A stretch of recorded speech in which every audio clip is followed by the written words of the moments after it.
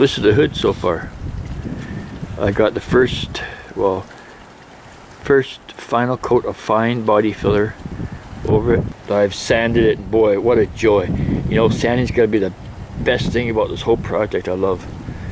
Yeah, right.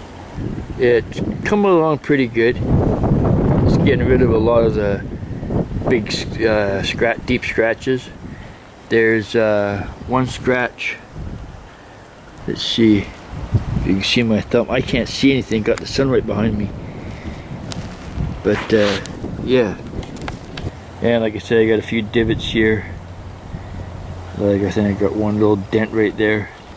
Everything else around it is flat, so I'll just fill it in, and yeah. Oh, and then I got to repair that hole.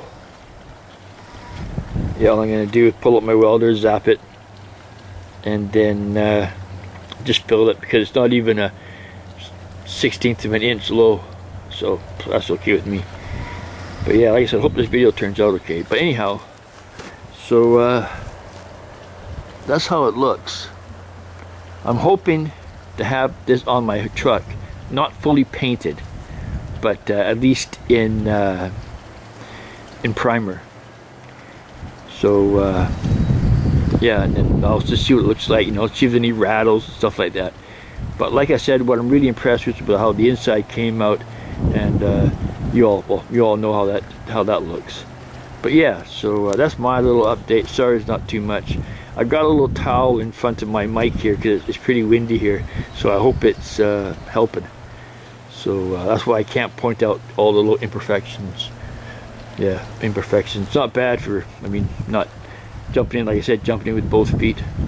But yeah, okay, so I will keep a quick blab in here, and I will leave you with that picture, okay? Everyone take care, peace out, build on, and like I always tell your family you love them, because you never know, it all happens in a blink of an eye. Okay, talk to you later.